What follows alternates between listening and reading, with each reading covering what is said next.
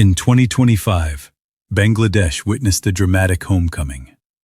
One that, even a few years back, few believed would be possible. A man loved by legions returned to Bangladesh from England, bearing a massive burden of expectations. His arrival made headlines, became the talk of the town, galvanizing masses who believed he could ignite change and usher in a new era. And no, the man in question is not a high-profile political figure who returned to the country a few days back.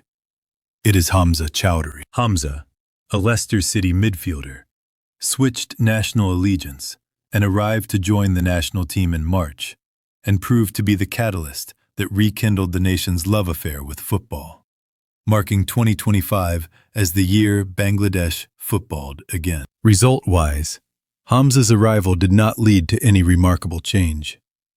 The men's national team won only 2 of their 8 matches, and unsurprisingly, missed out on qualification for the Asian Cup. Other than some gutsy performances against Singapore and Hong Kong, which ended in narrow defeats, their most notable feat was beating India 1-0 for the first time in 22 years in Dhaka on November 18th. But in the midst of all of it, the Bangladesh football team managed to do something it hadn't quite done in years: making people care. The fans cared enough to sell out the national stadium in minutes, fill up the stands wearing the Bangladesh jersey, and cheer on their players through ecstasy and heartbreak. They cared enough to bring out protests, bordering on hooliganism, against coach Javier Cabrera, blast him for some of his selections, and demand the inclusion of overseas returnees who they felt would make the difference. The older generation felt nostalgic as they reminisced the days when football reigned supreme in the country,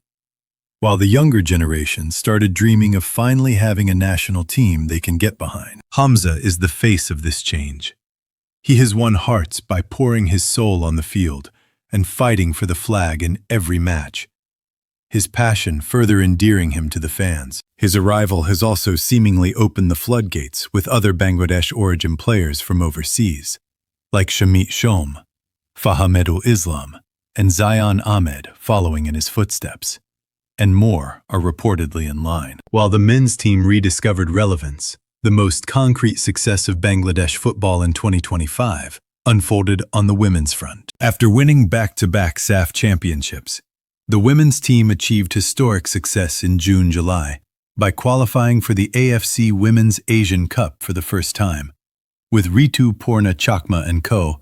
outperforming teams ranked miles ahead of them. This was the year when fans really paid attention to Bangladesh football, and for the first time in years, cricket's unparalleled dominance came under threat. Bangladesh cricket was in turmoil off the field for much of the year, from the clash between the cricket board and a faction of Dhaka-based clubs over the board elections, to the allegations of sexual harassment made by women's team cricketer Jahanara Alam.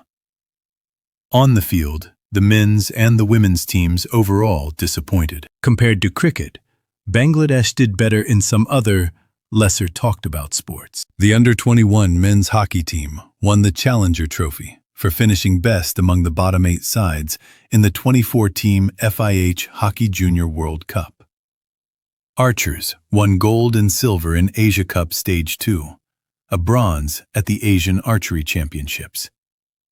Zarif Abrar became the first Bangladeshi to win an ITF World Tennis Tour Juniors J30 singles title, and the women's kabaddi team won bronze in Asian Championship and World Cup. When the year 2025 is looked back in hindsight, the emergence of Hamza and the women's team's qualification for the Asian meet will stick out as the biggest positives. With the Women's Asian Cup coming up in February in Australia, and the SAF Championship expected to take place in June-July, Bangladesh football is set up for another eventful year, one that, like 2025, could once again belong to the game.